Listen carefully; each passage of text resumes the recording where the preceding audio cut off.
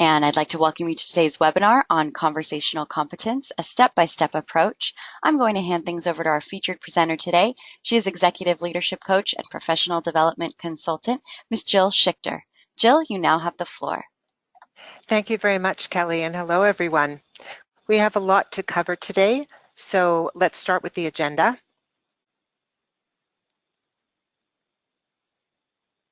And I'm trying to get the agenda to work, and it's not. How are we going to do this, Kelly? Because for some reason, it is not moving. Maybe check and see if it's on pause or go back into your presentation, into your PowerPoint. There you go. Let's try again. There we go. There Thank we you. go. All Sure. right.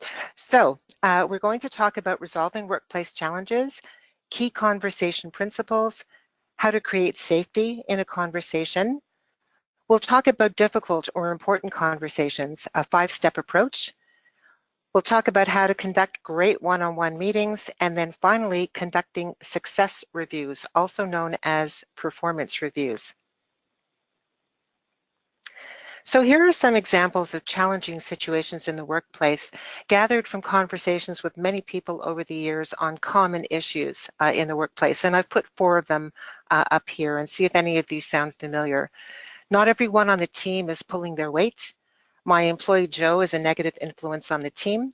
I keep running into the same resistance from the same person or department, and Mary's performance is subpar. She consistently misses deadlines. Now, sometimes these situations are a result of or made worse by either an important conversation that you're not having, or a conversation that you did have and it wasn't handled as well as you would have liked.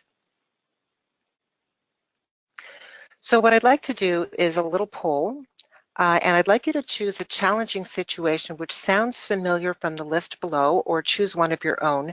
And it's important that you choose something and then remember what you've chosen, because we are going to revisit this at the end of the webinar and see how you might change your conversation based on the tools and approaches that you've learned during the next hour. So Kelly, I'll turn it back to you for the poll.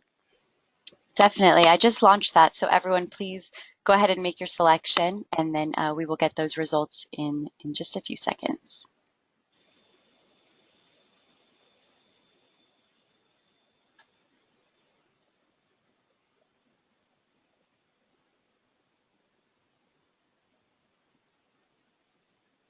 All right. I'm going to go ahead and close the poll. It looks like most of you have already made your selection. And the results are about 27% for not everyone on the team is pulling their weight. 21% my employee is a negative influence on their team. 34% for I keep running into the same resistance from the same person. 12% for employees' performance is subpar, misses deadlines, and 6% is the other. Great. All right. Thank you very much. So hang on to those examples, those situations, and we will come back to them later on. So let's talk about some principles of great conversation. And this is what I like to call the communication circle. And it consists of 3 things: the internal self, which is your mindset, our verbal communication, and nonverbal communication. So let's start with the mindset. The first one is give up the need to be right. If you're the kind of person who has very strong opinions about something, pardon me, you feel your way is the right way or the only way, then your conversation is going to get stalled right from the get-go. So you want to enter a conversation with giving up the need to be right, and then being open to possibility and being curious and being non-judgmental, so that you really do want to hear the other person's point of view. Again, this is all a mindset before you go into the conversation. You also want to assume the best intentions in the other person. So regardless of what may have gone on, there may be some kind of conflict that you've had with this person, assume the best intentions. People don't come to work consciously wanting to ruin somebody else's day, to tick somebody off, to do a bad job. Assume the best intentions in the other person, and also assume that the reason why you may be having a conflict is because you haven't had the right kind of conversation to be able to express each other's points of view. Also, what you want to do, again, before you go into the conversation, is anticipate a positive outcome. Sometimes we're so afraid of a negative result that we just don't have the conversation at all. So if you assume the best intentions in the other person and anticipate a positive outcome and you go in non-judgmental, then your chances of having a successful conversation are greatly increased. And here's one of my favorites, and that is practice requirements thinking. So what is requirements thinking? It's when you base your decisions and your priorities on requirements, which is essential factors for getting the job done, versus preference, the way we like things to be, tradition, the way things have always been, and convenience, the way it's easier to do things. I'm going to give you a couple of examples of what happens when you practice requirements thinking and when you don't practice requirements thinking. Let's start with the first one. So this is Dennis Rodman, a very colorful, non-traditional, to say the least, basketball player who had a very successful career with the Chicago Bulls. And that was due in large part to a fellow named Phil Jackson, who was the team coach for the Bulls. And Jackson's team was losing year over year. He was a master at practicing requirements thinking. He sat down with himself one day and he said, what do I need to win? What do we need to win? And he really took a look at the needs of the team and the gaps on the team, and he decided that what was missing was a really good rebounder. He did not have that kind of skill on his team. So he looked around the league and he realized that Dennis Rodman was the best in the business when it came to rebounding. So he went to his team and he had quite the reputation, Dennis Rodman, in the league, but he went to his team and he said, I'd like to invite Rodman to the team. What do you think? And the team, despite the reputation of fights with teammates and fights with referees on the court and all kinds of bad press, they wanted to win as much as Phil Jackson wanted to win. And they said, yes, please invite him to join the team. And that included a fellow named Scottie Pippen, who was another star player on the team, who actually had a scar on his face as a result of a fight that he had gotten into with Rodman years earlier. So Jackson went to Rodman, and once the press got hold of this, and once the fans got hold of this, they started screaming and yelling and saying, are you crazy? And this will be nothing but trouble, and it's going to bring shame on the team and on the league, and on and on and on. But Phil Jackson was really focused on requirements thinking versus preference, tradition, or convenience. He knew it wouldn't be convenient to have Rodman on the team. It was going to require a lot of managing. It may not have been a preference on the part of the fans or the players to have somebody with Rodman's type of personality on the team. However, and certainly he was non-traditional. However, he was focused on requirements thinking, so he went to Rodman and he said to him, I'd like you to play for the team. I have certain conditions. Can you meet them? And he very clearly laid out for Rodman what the conditions were. And if Rodman couldn't meet those conditions, then it was thank you very much. It was nice having the conversation with you. And he would go around and look around the league for another rebounder. And those conditions were things like you will show up to every practice, you will show up on time, you will not get into fights with the referees, you will not kick over the water bottles, etc., etc. And Rodman said, okay, I can live with that. And the Bulls went on to win championships year after year. So that's an example of what happens when you practice requirements thinking versus preference, tradition, or convenience. There's another story, and this is a personal story of several years ago. I was part of a team that was called into a company that was having a huge retention problem. As soon as new bright young folks walked in the door, they were walking out the door and they didn't understand why. Now this company, if I told you their name, which I won't, but if I told you their name, you would associate them with innovation. Absolutely known for innovation. They were known for that as part of their brand in the marketplace. It was part of their employment brand, which is why they were able to attract the best and the brightest. They were really considered an employer of choice at the time. And what happened is that these best and brightest would enter the doors, and they entered a very bureaucratic organization that was really very traditional. And they would, if they had a new idea, they would go to their manager, and either their manager would say, that's not the way we do things around here, or we tried that once 5 years ago. And by the way, if you ever hear that, we tried that once 5 years ago, it didn't work, or, that's not the way we do things around here. That is a company that is not practicing requirements thinking. So the young best and brightest would get really, really frustrated because their ideas were not being considered. If, however, the manager said, okay, yes, we'll float it up to the top, the idea would be floated up to the top, a very bureaucratic organization, which would take forever to get to the top. And by the time it got floated back down, which again took forever, the idea looked nothing like what the originator had proposed. And so folks were getting really, really frustrated, and that's why they were walking out the door. So that's an example of when, if you do not practice requirements thinking, you will lose momentum, you will lose innovative ability, you will have a retention problem, and your company will stagnate. I want to challenge you to practice requirements thinking. If you're trying to make a decision, ask yourself honestly, am I thinking about this from a place of tradition, convenience, preference, or is this really serving the best needs of the business? And I would also challenge you, if you're in a team environment, to ask your team the same thing if the team is making a decision together. Challenge yourselves about which place you're coming from. And if you're not coming from a place of requirements thinking, then you won't achieve the success that you want to achieve. Then there's nonverbal communication. So the first thing is body language, and there's tons of books that are written on body language, and you can tell when somebody is getting upset or shutting down.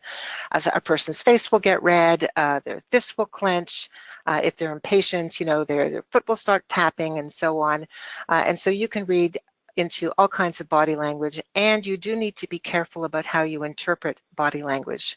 For example, in North America, if somebody is sitting or standing and they're crossing their arms in front of their chest, it usually means the person is holding back or withdrawing or not happy, etc. However, in other cultures, that particular stance is actually a very common position, and it feels very relaxing in other cultures. So again, you do have to be careful, and that goes back to not making any assumptions and being curious about the other person and being curious about their body language. Breathing actually is a form of body language. For example, we take very shallow breaths when we're upset, or we sigh when we're aggravated. So again, you want to sort of listen not only to the other person's body language and how they're breathing, also pay attention to your own breathing. And if you're going into a conversation where you're going to be feeling stressed, a great simple breathing exercise for calming both the nervous system and the brain is a timed breath where the exhale is longer than the inhale. When you exhale, when your exhale is even a few counts longer than your inhale, signals are sent to your brain to adjust your nervous system. So again, if you're feeling nervous, just exhale a little bit longer than you inhale. And of course, other signs of nonverbal communication would be signs of disinterest or disengagement. Somebody's not looking you directly in the eye, they're looking above you, behind you, around you, they're looking down, they're tapping their fingers, they're tapping their foot, they're kind of glancing at their watch or their phone. So again, these are obvious signs of disinterest or disengagement. And then interpreting silence. So if you're saying something to somebody and they're not answering you right away, don't jump in to fill the void. Some people actually are processing information.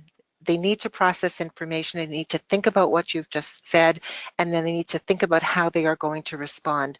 So allow the person time to process, because some people are processors, and allow them to take a minute or two just to formulate their thoughts. Again, don't jump in to silence assuming that the person didn't understand you, they're not interested, or you feel uncomfortable with silence. Allow the silence to breathe. And then we're going to talk about verbal communication and how we speak.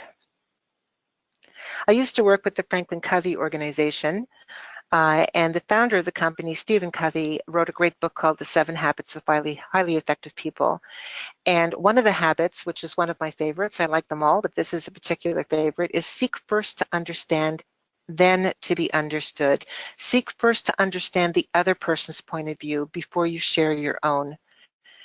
And you do that for a number of reasons. One is because it helps you establish a relationship with the other person when you're not anxious to jump in with your own story first. And the second is, depending on what the other person says, that may help to modify or shape or adjust what you want to say.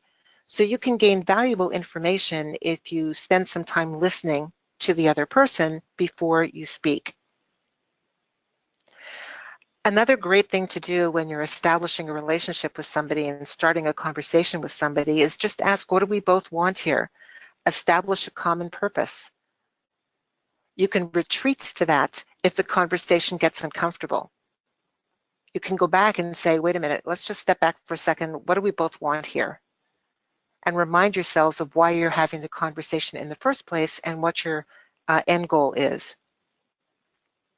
You want to also acknowledge and appreciate similarities, not just differences. For example, I was once doing some work with an organization where one company had acquired the other company about 3 years earlier, and they were still operating as two completely separate entities, and they were having huge issues with collaboration. I was working with an IT team from both the acquired company and the acquirers, and they walked into the room and there were round tables in the room and people were sitting at the round tables, and of course the acquired folks sat at one set of tables and the acquirees or the acquirers sat at another set of tables. So the first thing I did was mix everybody up.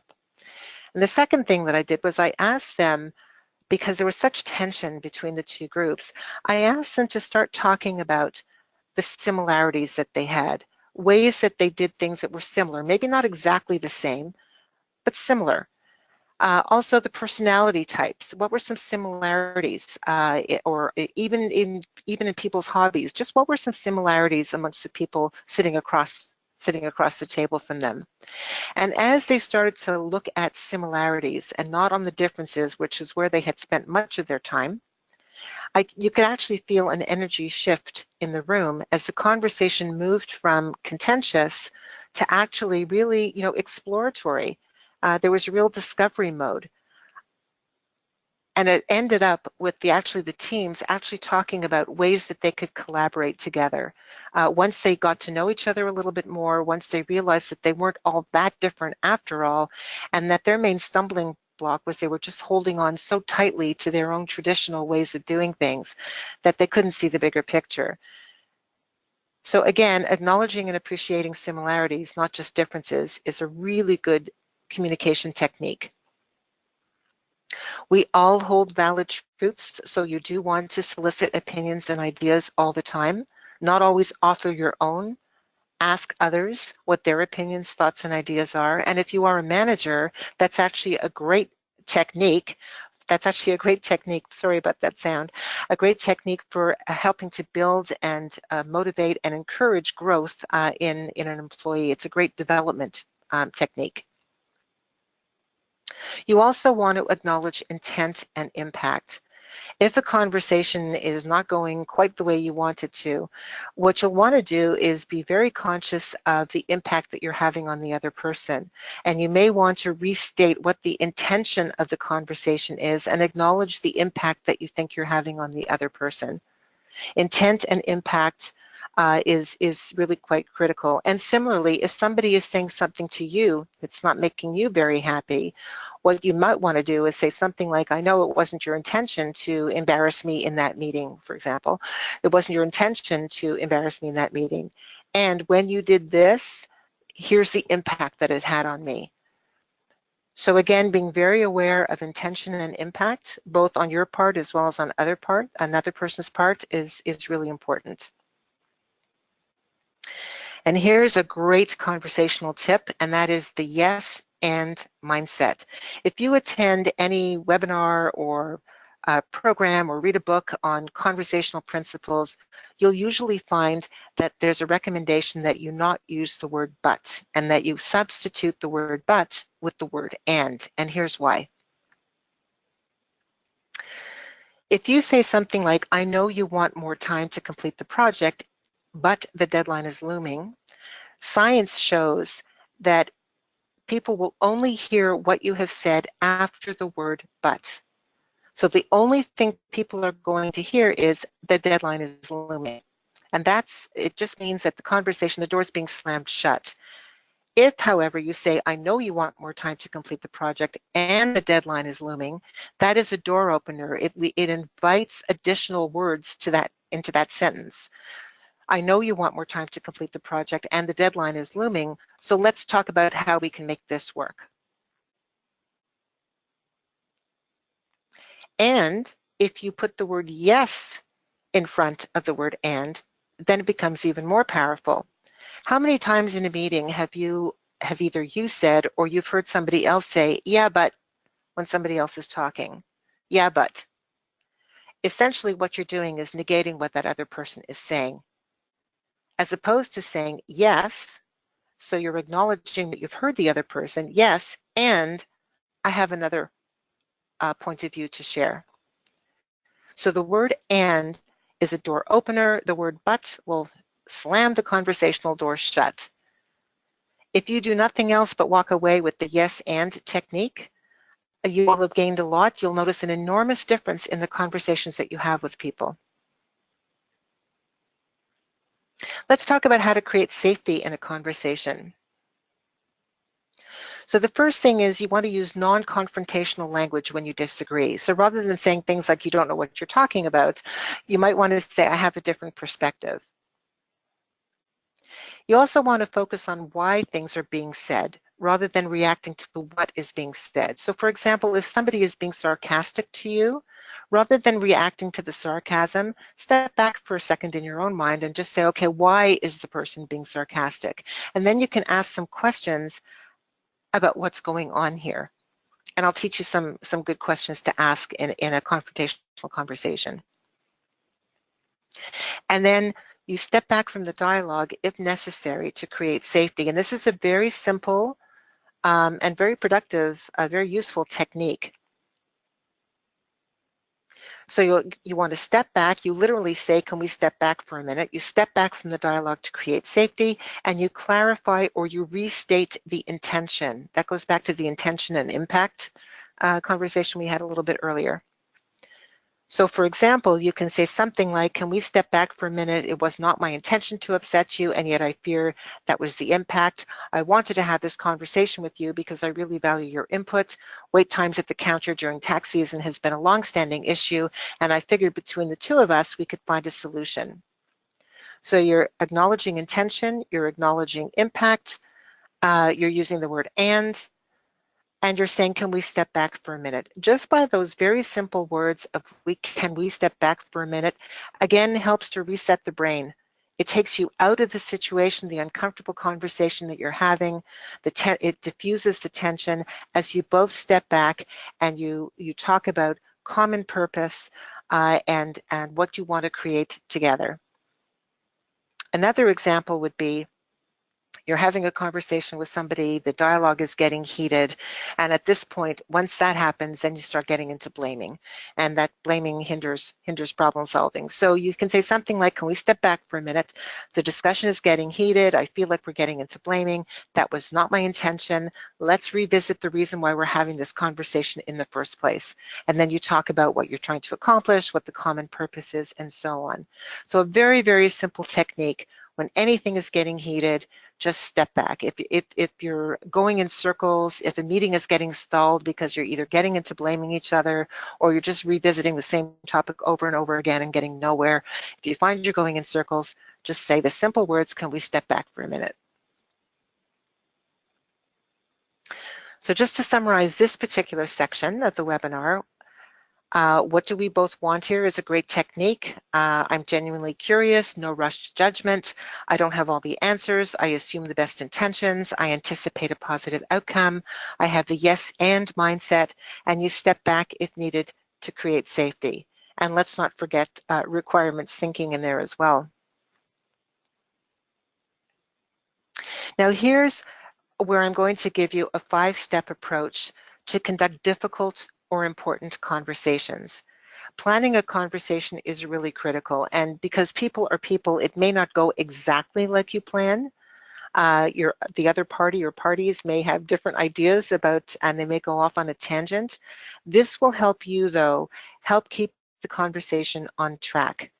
It also prepares you mentally for the conversation and keeps you open-minded and curious, as opposed to going into a conversation with preconceived ideas and in blaming mode. So if you need a difficult or important conversation to go really well, you're going to sit down with yourself and ask yourself 5 questions and write out the answers, because there's something about writing out the answers that helps reinforce in the brain the action that you're going to take. So the first thing you're going to say is what is happening. And you're going to be very specific about the situation. 1 or 2 sentences, that's it. If you go longer than that and you start to go into a whole big song and dance about what is happening, then emotion is going to start getting into play here. And what you want to do at this stage is just be very factual. What is happening? 1 or 2 sentences. Then ask, why is it significant? Who or what is being affected? How do I feel about it? And be very specific about the feeling. Using a word like I'm upset doesn't really say anything. Embarrassed, afraid, words like that are a little bit more specific about the feeling. What do I want to learn? So don't assume that you already have all the answers, that you know what's going on. By asking, what do I want to learn? Then you're avoiding that whole idea about going into a conversation blaming, going into a conversation with assumptions. It's keeping your brain open-minded. What do I want to learn? What do I want to discover from this conversation? And then finally, what do I want to be different? What kind of outcome are you looking for? So let's use an example. Here's a conversation between a manager and an employee. And the situation is that Joe has sent a proposal to a potential client. The document contains many errors, and the potential client has called Joe's boss, Mary, to inform her of the errors, and Mary now has to speak with Joe. And so she's going to map out the conversation with Joe. And by the way, it's important to note that this is uncharacteristic performance for Joe. If it's characteristic performance for Joe, that's a different kind of conversation. So something has happened here, proposal sent to a potential client. It's an issue, the client is not happy. So again, the 5-step approach is what is happening? Why is it significant? Who or what is being affected? How do I feel about it? What do I want to learn? And what do I want to be different? And remember that as you're planning the conversation, you want to be genuinely curious, no rush to judgment, assume the best intentions, anticipate a positive outcome, have the and mindset, and step back to create safety. So as Mary is writing out her conversation, she could say, my coordinator was sloppy, and that is actually a judgment statement, as opposed to being very specific and factual. An important document wasn't proofed before sending to client. That's the situation. Why is it significant? What's at stake? Who or what is affected? Mary could say, we appear unprofessional, we might not win the business, we might lose respect. How do I feel about it? She could say, I'm upset, as opposed to saying, I felt embarrassed when the client pointed out the errors and concerned that we would lose the business. That is being more specific about the feeling. And then what do I want to be different? I want to ensure we have a good quality control system in place, and I want to be kept informed if there's a workflow issue. So here's how the conversation could play out after she's written it out. Joe, I want to talk to you about the proposal that went out to ABC Company yesterday. They called me and pointed out that the document contained several errors. It was pretty embarrassing, and I was concerned that we would lose the business because we appeared unprofessional. You've always been such a solid performer, so I'd really like to understand what happened here.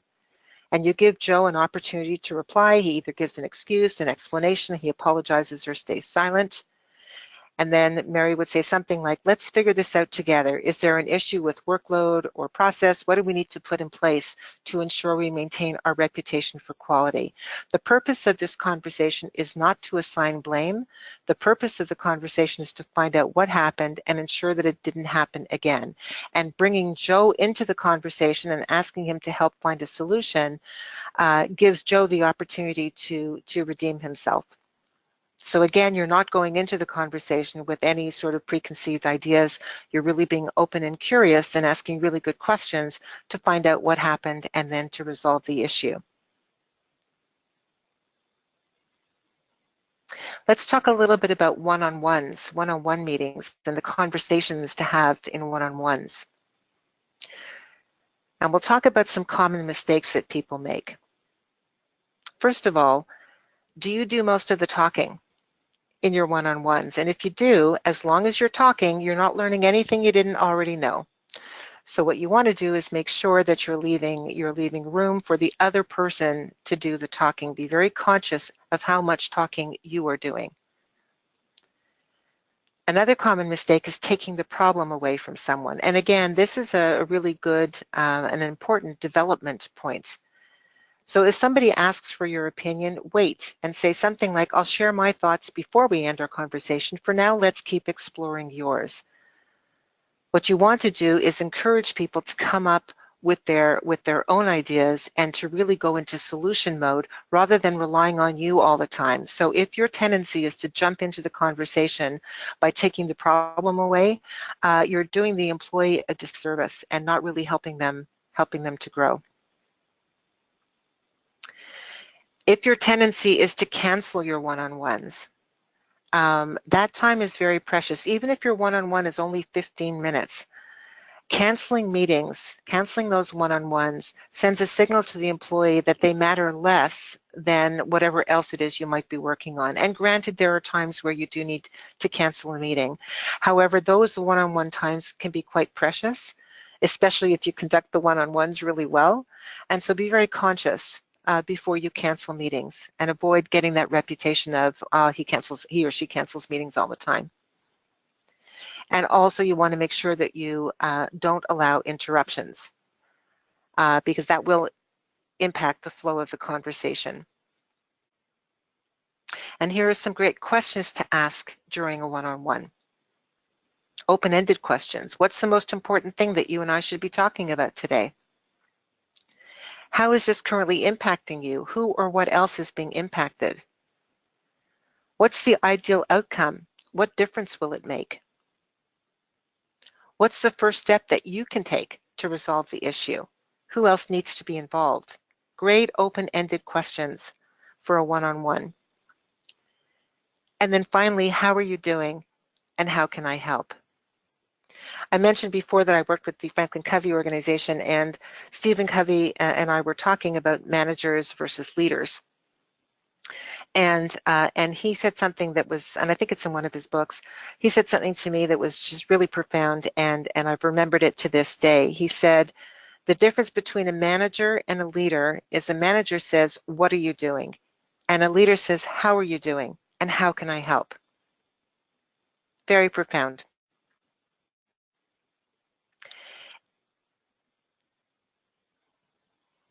And then once you've concluded your meeting, have the employees summarize what they heard. Have your employees summarize what they heard. How often has it been that you've had a conversation with somebody and you think you've agreed to something and then it just sort of falls by the wayside? By having the employees summarize what they heard and then walking away with action items and deadlines and then marking deadlines in your respective calendars to follow up at your next meeting, it will ensure that things get done and the employee can live up to their commitments.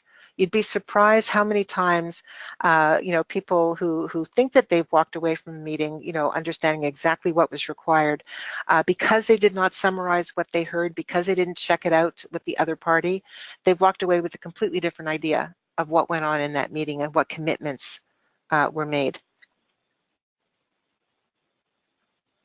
And I thought I would throw in a few questions here that are really good for one-on-ones and for team meetings as well.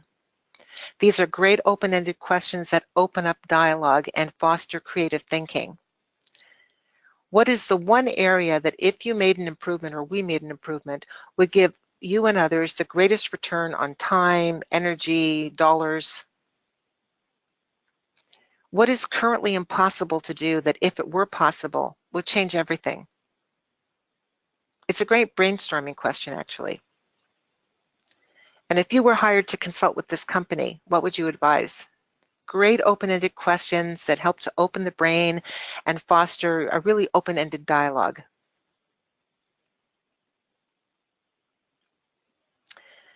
Performance or success reviews. I am on a mission to remove the words performance review from everyone's vocabulary and replace it with success review.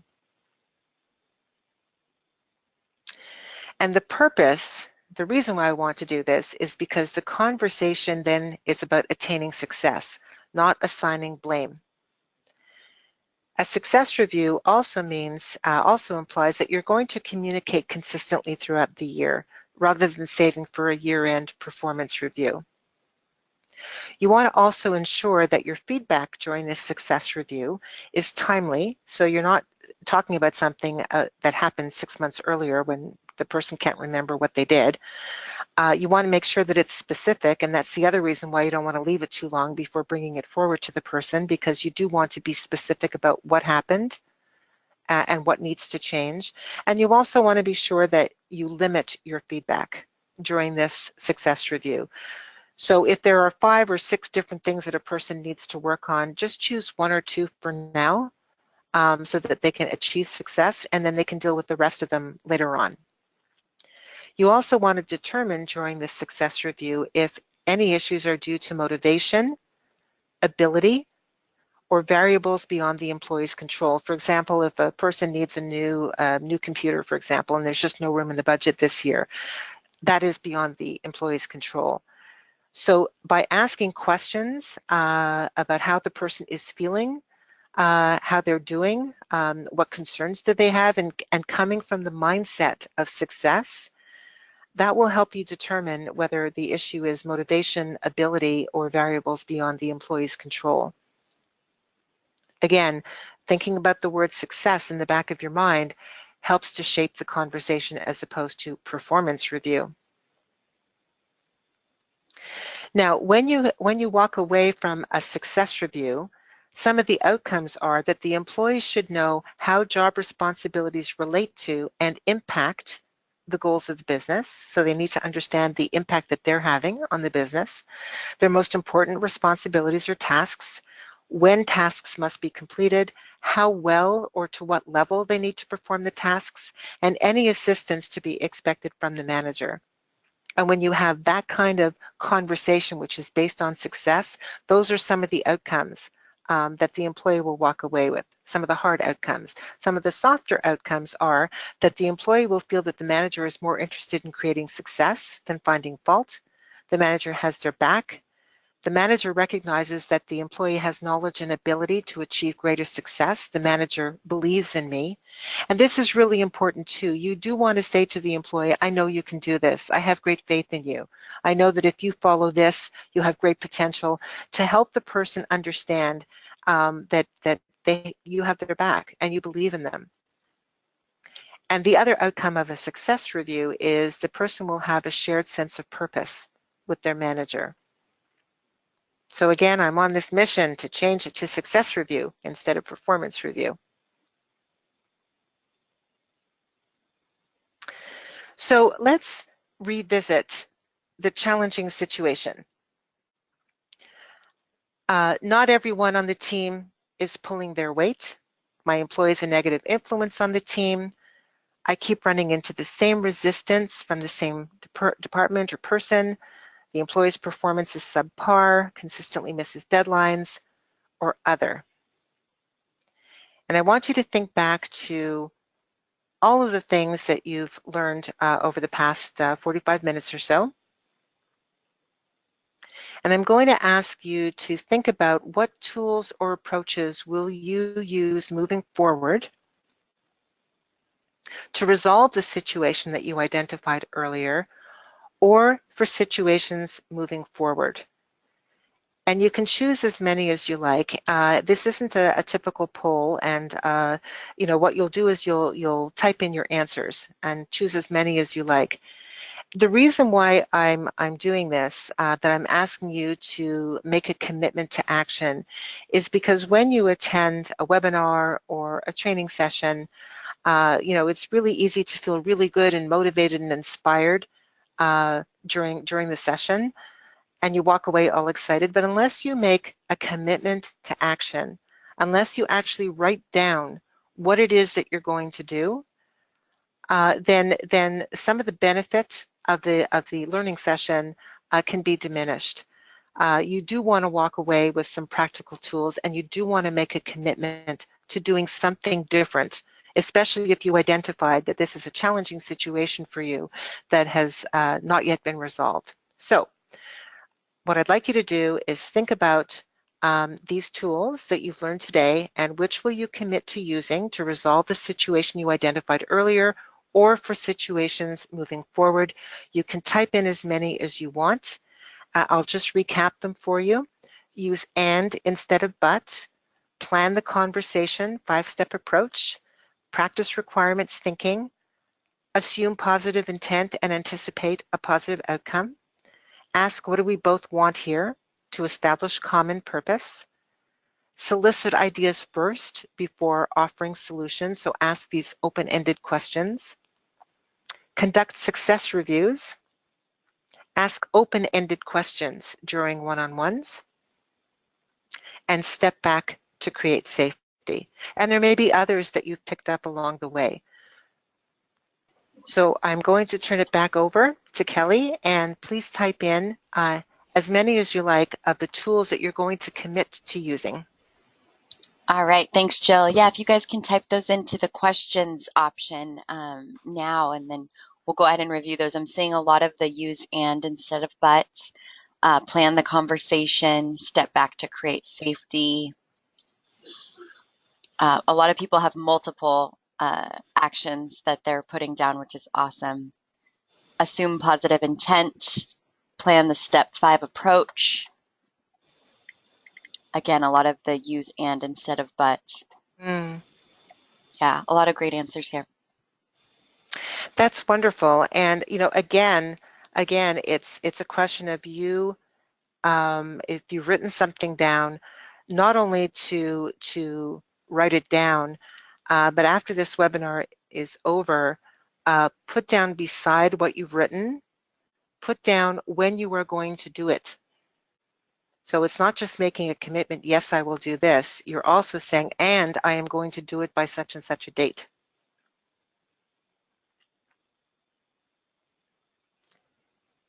And with that, that concludes the webinar, and we can open it up for questions.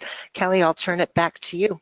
Great. Thank you so much, Jill, for presenting on behalf of New Horizons. And I want to thank everyone for joining us today. If you guys have any questions, feel free to type those into the questions menu option that you were just using, and we'll go ahead and ask Jill those and address those over audio. In the meantime, I'd also like to just inform you that today's webinar is being recorded. You will all receive a link to view today's session recording, as well as a PDF of the PowerPoint presentation to go back and review any of these helpful, useful tips that you learned today. Also want to point you guys to our website at newhorizons.com. There you will find our Center for Leadership and Development, where you can find all of our upcoming courses on various topics. So please visit our website at newhorizons.com. You can also find our upcoming webinar schedule under the webinars link there, and you can register for any upcoming sessions that are all complimentary to you. So Jill, we do have a few questions coming through. The first one is, if the success review needs to be ongoing, can a one-on-one include a success review, or should that be a separate meeting altogether? It absolutely can be part of the one-on-one. As a matter of fact, you may want to, it's a great question, because during a one-on-one, depending on how long your one-on-ones are, you may always want to include a component of addressing success, acknowledging, giving a compliment, whatever. It's a really good idea to establish positivity in a conversation. So yes, absolutely, success can be incorporated into a one-on-one. All right, and the next question we have is, how do you address an employee who appears to be unmotivated? Well, that's when you use the 5-step approach. So the situation is that the employee appears to be unmotivated. You want to think about how you feel about it. What's the impact on the business? What's the impact on other team members? And what do you want to learn? That's actually going to be the pivotal question for this employee when you're having the conversation. Why are they unmotivated? Ask how they feel about their work. What concerns them? Ask them what motivates them, what they like and don't like about their job, what they like or didn't like about previous jobs, where they hope to go in the future. What do they want to do? You want to ask a lot of different open-ended questions. That question of what do I want to learn is going to be critical in that conversation with the employee. Okay, and do you have any suggestions if someone really doesn't think that the other person has the best intentions? If somebody doesn't have the best intentions, um, that's an interesting question. It would depend on why you felt the person didn't have the best intentions. If you can be a little bit more specific, if you're thinking of a specific example, because there's so many variables here when somebody doesn't think that somebody else has the best, doesn't have the best intentions. What behaviors did they exhibit? How do you feel about it? What's the impact again, on the business? Does the person who asked the question have a specific example in mind? I do Yeah. firmly believe, by the way, that people do have the best of intentions. They may be completely unaware of their impact. I really do believe that most people have the best of intentions, and part of the problem is people just don't understand themselves. They really are completely oblivious, and I've seen this time and time again, completely oblivious to the impact that their behavior has on other people. And sometimes when you point it out to them, they are stunned. They are absolutely stunned. Some people have absolutely no clue, even though you think it's glaringly obvious, they really don't have a clue. And yes, Kelly, I think the person typed in some more information. They haven't yet. I was going to go ahead and move to the next one, but you had so many other great thoughts, so I wanted to let you finish. Okay, okay. Yeah.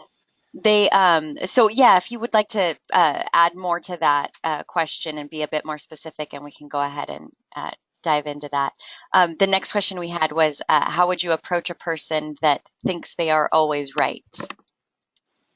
Hmm. Well, the first thing is to go back to what do we both want here? What do we both want here? When you bring it back to the situation at hand, rather than who is doing what or how they are doing it, when you come back to establish common purpose, then you can revisit how you feel about something and really be curious about why the other person feels the way they feel. And you can get your point across as well. So if you're dealing with somebody who feels that they are always right, go back to, okay, great. What do we both want here? What are we both trying to accomplish? And how can we best get there? Again, you want to take it away from the personal, because there are going to be people who feel who don't have these great tips that we've learned today, and are really do not want to give up the need to be right. And again, just bring it back to what do we both want here, and also to let the other person know that while it may not be their intention to make you upset, the impact of always wanting to be right, you do want to express the impact that it's having on you, not in a blaming way. Again, that's why intention and impact are very important and go hand in hand. If you just talk about impact, then it's blaming. You're making me feel this way, as opposed to going back to intention and assuring the person that they probably do not want to make you upset, and this is the impact that your words are having on me. And I do want to get us back to our common purpose. Always go back to common purpose. All right. Thank you so much, Jill, for all of your time today. We're going to go ahead and wrap up today's webinar. I want to thank everyone for joining us today. We had quite a few questions of people requesting the PowerPoint presentation. So once again, just a reminder that I will be sending out a PDF of that document later today for you to take away all these great tips that were given. So thank you so much, Jill. We always enjoy having you. My pleasure.